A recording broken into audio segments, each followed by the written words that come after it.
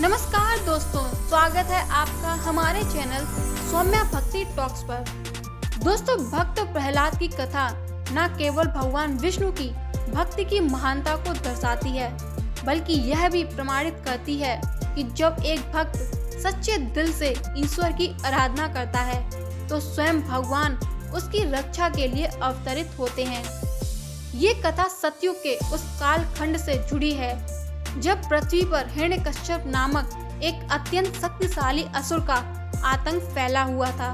हिरण्यकश्यप ने भगवान ब्रह्मा जी की घोर तपस्या करके वरदान प्राप्त किया कि उसे ना कोई मनुष्य मार सकता है, ना कोई पशु, ना दिन में, ना रात में, ना घर के अंदर, ना घर के बाहर, ना किसी अस्त्र से और ना किसी शस्त्र से। इस अजयता के कारण वह स्वयं को भगवान समझने लगा और अपने राज्य में ये आदेश कर दिया कि केवल उसी की पूजा की जाएगी। उसने अपने राज्य में अन्य सभी देवी देवताओं की पूजा करना बंद करवा दिया।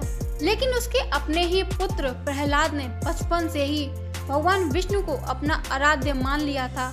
प्रहलाद का मन सदैव भगवान विष्णु की भक्ति में लीन रहता था। जब हिरण्यकश्यप को इस बात का पता चला कि उसका स्वयं का पुत्र भगवान विष्णु की आराधना कर रहा है जिसे वह अपना शत्रु मानता है, तो वह क्रोधित हो उठा। उसने प्रहलाद को अपनी भक्ति छोड़ने के लिए कई बार समझाया, लेकिन प्रहलाद अपने निर्णय पर अडिग रहे। हिरण्यकश्यप का क्रोध अब विकराल रूप ले चुका था। उसने प्रहलाद को मारने के लिए अनेक उपाय किए। उसने ऊंचाई से गिरवाया, विष पिलाया, विशाल हाथियों के पैरों के नीचे कुचलवाने की कोशिश की, लेकिन हर बार भगवान विष्णु की कृपा से प्रहलाद सुरक्षित बच जाते। आखिरकार हिरण्यकश्यप ने अपनी बहन होलिका को बुलाया, जिसे ये वरदान प्राप्त था कि उसे अग्नि नहीं जला सकती। होलिका को यह वरदान भगवान ब्रह्मा जी से प्राप्त था। वरदान के अनुसार होलिका को अग्नि में न जलने का आशीर्वाद मिला था। इस वरदान की वजह से आग में प्रवेश करने पर भी होलिका सुरक्षित रह सकती थी।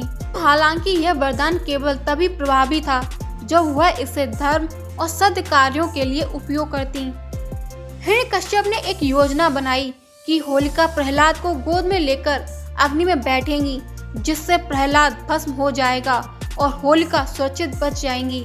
लेकिन जैसे ही वे अग्नि में बैठे, भगवान विष्णु की कृपा से प्रहलाद को कुछ नहीं हुआ, बल्कि स्वयं होलिका जलकर भस्म हो गई। ये घटना ये सिद्ध करती है कि जब कोई व्यक्ति अपने वरदान का उपयोग अधर्म के लिए करता है तो उससे अंततः उसके परिणाम भोगने ही पड़ते हैं। इसी घटना की स्मृति में हर वर्ष होलिका दहन का आयोजन किया जाता है, जो बुराई पर अच्छाई की विजय का प्रतीक है। होलिका के जलने के बाद भी हिरण्यकश्यप का क्रोध शांत नहीं हुआ। उसने प्रहलाद को बुलाकर क्रोधित स्वर में पूछा कि जिस विष्णु की तू भक्ति करता है वह कहाँ है? क्या वह इस खंबे में भी है? प्रहलाद ने निर्भीकता से उत्तर दिया, हाँ प्रभु, हर कर्ण में व्याप्त हैं, इस खंबे में भी। ये सुनकर हिरण्यकश्यप ने क्रोध में आकर अपने गदा से खंबे पर जोर से प्रहार किया।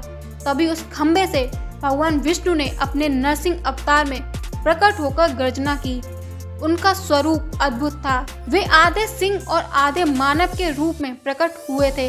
हिरण्यकश्यप ने अपने वरदान के कारण अजय महसूस कर रहा था, लेकिन भगवान विष्णु ने उसे संध्या के समय, जब न दिन था न रात, महल की दहलीज पर जो न घर के अंदर था न बाहर, अपनी गोद में रखकर जो न धरती थी न आकाश, अपने नाखूनों से जो न शस्त्र था न अस्त्र, चीरकर मार डाला। भगवान विष्णु ने प्रहलाद को आशीर्वाद दिया और उन्हें धर्म और भक्ति का प्रतीक बना दिया।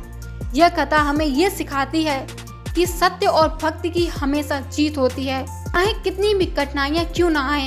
हिरण्यकश्यप जैसे अहंकारी और अधर्मी व्यक्ति का अंत निश्चित था, जबकि भक्त प्रहलाद जैसे सत्यनिष्ठ और धर्मपरायण व्यक्ति की रक्षा स्वयं भगवान करते हैं।